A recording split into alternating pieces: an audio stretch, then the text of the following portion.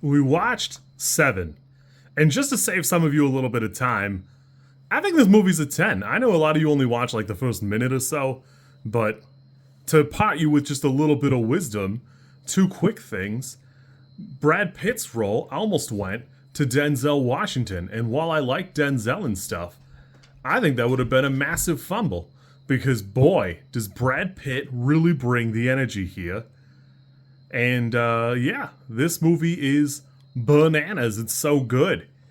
If you're not aware, David Finchner came hot off filming Alien 3, or Alien Cubed, if you are like me, a moron. And it was so interfered with by the studio and everybody else involved, it just got destroyed. And David Finchner himself has come out and said, nobody hates this movie more than me. If you hate the movie, I hate it more. And it's bananas, because, you know, he committed a couple years of his life, and, you know, he had to have liked Alien and Aliens at least a little bit.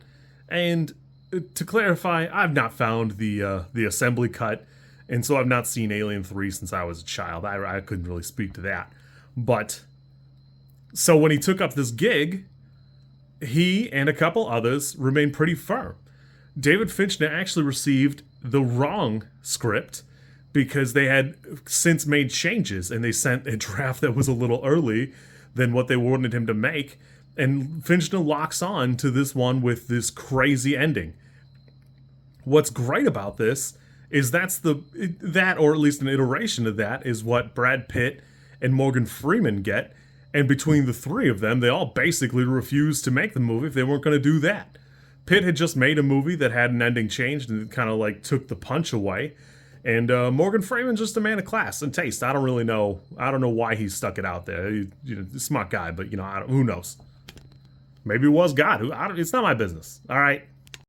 But anyways, this whole movie just comes together so great. Everything about it just works. The atmosphere, the way people are in the background, the minor details, the little stuff. Really, the only thing that takes me out of the movie now is this movie is so soundly ingrained in pop culture and the way we live our lives. I can't see one of the sins written out without thinking of the other six. And between this and Full Metal Alchemist, I'd have solved, like, at least parts of the puzzle. I wouldn't have solved the case. I would have solved a couple of the puzzle pieces, but going, oh, there's 7 deadly sins. He's going to kill 6 other people, guys. There's 6 people. We got to find 6 other people. But prior to that, it's probably a little less common. You know, I mean, you could be learned up and studied up or whatever. That's fine. For what it's worth, the script and the ending got changed several times throughout. A handful of times they tried to cut it as soon as Brad Pitt pulls the trigger, or they talked about and never managed to get around to shooting because they didn't want to, a version where Morgan Freeman kills Kevin Spacey, or he throws his knife and, you know, disarms Brad Pitt or whatever. I actually like that, you know, he's playing with the switchblade the whole movie and never really uses it other than cutting open the box. The box is such a great part of it because you could find people today. You could find a guy right now who hasn't seen the movie in a while and ask him what he thought when they opened the box and that's Gwyneth Paltrow's head. And he might actually answer you, which is crazy because it's not in the movie. That little subliminal frame of just one frame of Gwyneth Paltrow's head confuses people enough that they think that her head is shown on screen. Weirdly, there is a prosthetic of it. They did make a prosthetic. They just never had to shoot it or show it. They used it later, I think in 2011 for something else. But I gotta be honest, they make a prosthetic of my head, I'm keeping it. I'm using that every day. It's going in my freezer or something, I don't know. And not to just gush, but God, does everything just work?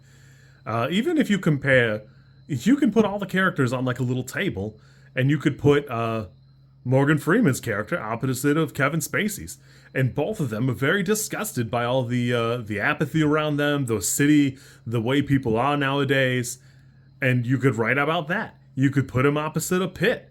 You could put him opposite the captain. Just there's so many great angles to look at this and dig into it. And man, you really could go on and on about it. It's so good. And I know since he got canceled, we're not supposed to talk well of him, but Kevin Spacey nails this role. He's got a real measured demeanor, and Finchner directs the hell out of him. He really milks a great performance out of him. Uh, People complain about this car ride scene, or at least they do, and I don't really see it. I think it's still fantastic. Boy, just all the dialogue works. Everything's good. John C. McGinley's there in the helicopter. He's yelling about JD or something. I don't know. But man, gosh, I just love this movie.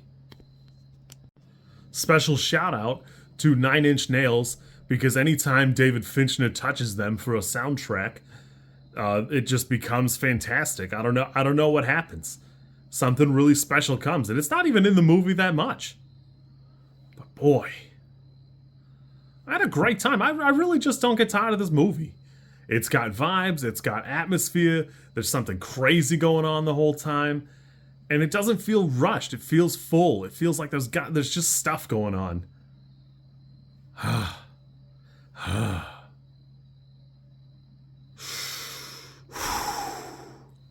That doesn't work with puppets as much. As a side note, a couple of the victims really do a great job. I know we don't talk about them a ton, but the one guy for Sloth he was 96 pounds. Finchner told him as a joke to lose a little weight. He lost another 6 pounds for the role. Crazy town. The big guy for Gluttony, he got discovered from this movie. God, everything about this movie's so good. I just don't get tired of it. It's great. 10. It's a 10 for me, kids. It's going to be a 10. I got to go find the assembly cut now that I've talked about it a bunch again.